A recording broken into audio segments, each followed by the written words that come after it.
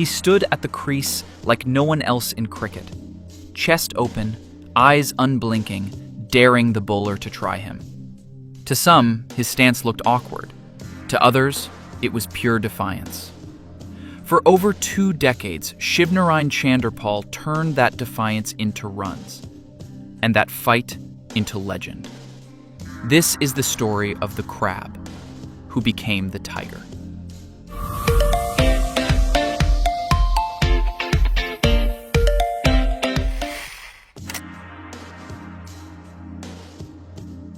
Shivnarine Chander Pal was born in Unity Village, Guyana, a place whose name, fittingly, seemed to reflect the togetherness and grit that would define his career. His parents were Indo-Guyanese, with ancestors from India. Cricket was not just a pastime in the Chander Pal household, it was life. My dad, my uncle, and anyone else who turned up would bowl to me, for hours, Shiv later recalled. His father, Kemraj, remembered the hard days. Gear? You not get to buy gear. It not available. You got to beg, borrow, trade. Pads? Old ones cut and tied with string. Bat handle broke? I bound it with bamboo. Helmet? I make one myself. But he learn everything natural. That homegrown grind built a player with patience, adaptability, and a stubborn refusal to give in. By age 10, Shiv was already playing under-16 cricket for Demerara Cricket Club. Soon, he moved to the more prominent Georgetown Cricket Club. In 1991-92 season, at just 17, he made his first-class debut for Guyana. His first innings ended in a run-out for a duck, but in the second, he struck 90. Soon after, he scored an unbeaten 140 for the West Indies President's 11 against Pakistan.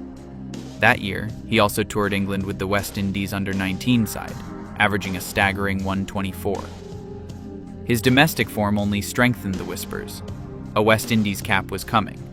Wisden called his eventual test call-up in 1994 a contentious selection, but as history would show, it was anything but.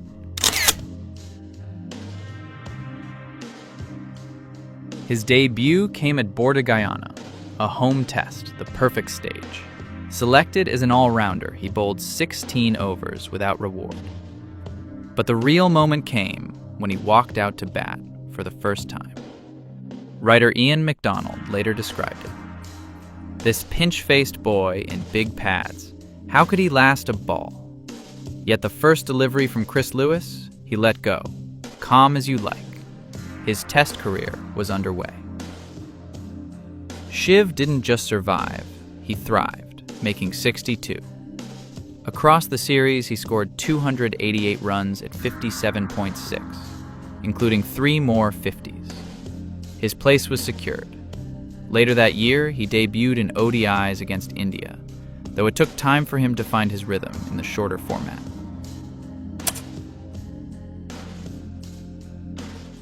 In his first 18 tests, Chander Pal scored 1,232 runs, at an average just under 50. Respectable, but he had 13 50s and still no century. That changed in his 19th test. He was in the 80s, partners falling around him. The West Indies were 7 down when Curtly Ambrose walked in. Together, they added 65 runs, Ambrose making 37, Shiv pushing through to his maiden ton, an unbeaten 137. Curtly was running everything, singles, twos, threes. He really helped me get there, Shiv said later. Just a month later, he scored his first ODI century against India. By 1999, he had been part of a record 226-run stand with Carl Hooper, scoring 150 in a match where, apart from Hooper, no other West Indian reached double figures. The late 90s brought runs, but also criticism. For not converting 50s, for missing games, and for being too fond of nightlife. In 1999, an off-field shooting incident made headlines. Then came 2000. Surgery on his foot removed a floating bone, freeing him from pain. Around the same time, he met Swami Vidyanand Maharaj, who introduced him to deep meditation and prayer.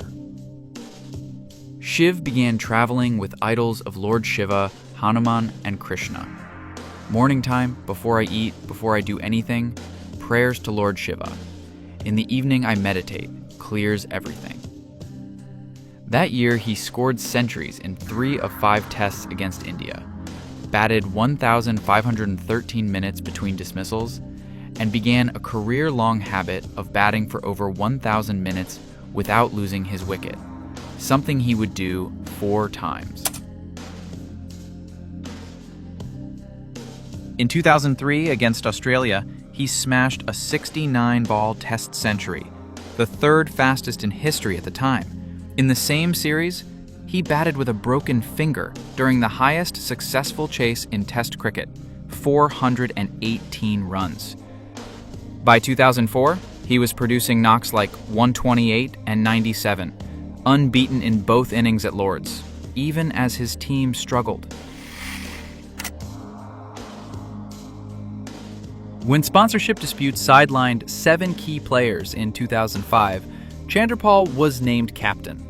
In his first match as skipper, he made 203 not out, only the 2nd player in history to score a double on debut as captain.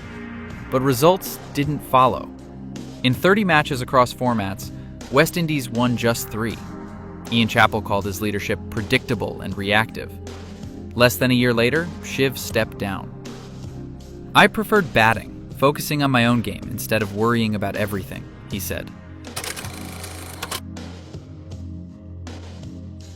For Sri Lankans, the memory comes from 2008, and it still stings. Port of Spain, first ODI, West Indies chasing 236. Last over, Chamindavas bowling, Fidel Edwards at the other end. First 4 balls, just 3 runs. 5th ball, 4 passed mid-off. 6 needed off 1. Vas, the ice-cold finisher, bowled a rare full toss, and Shiv launched it over deep mid-wicket. Game over. Unthinkable victory. That year, he averaged 147.33 against Australia, batted over 1,000 minutes without dismissal yet again, and was named ICC Cricketer of the Year. By 2013, he had equaled Bradman's 29 Test centuries and passed Alan Border's career tally to become the 6th highest Test run scorer. His 17 unbeaten Test tons became a new record. In 2014, he was still delivering, unbeaten scores of 85, 84, and 101 against Bangladesh. But in 2015, he was dropped. Lara called it a send-off he deserved, but never got. Chander Pal retired with 11,867 test runs at 51.37, 30 centuries, and 8,778 ODI runs. In first-class cricket, over 27,000 runs. He even shared the field with his son, Taganareen, a rare cricketing torch-passing moment. On his stance, the one we all tried to copy in the backyard, Shiv explained, "I started side-on but kept falling over, so I opened up. By release, I was back side-on." Rohan Kanhai once called him the Tiger, a nod to his unyielding fight at the crease. Jimmy Adams perhaps said it best. "It's easy to ride the wave of a winning team, but you set high standards and kept them, even when the team struggled." From the boy in hand-me-down pads in Unity Village to the man with the maroon cap for 21 years, Shivnarine Chander Pal was, and always will be, a fighter.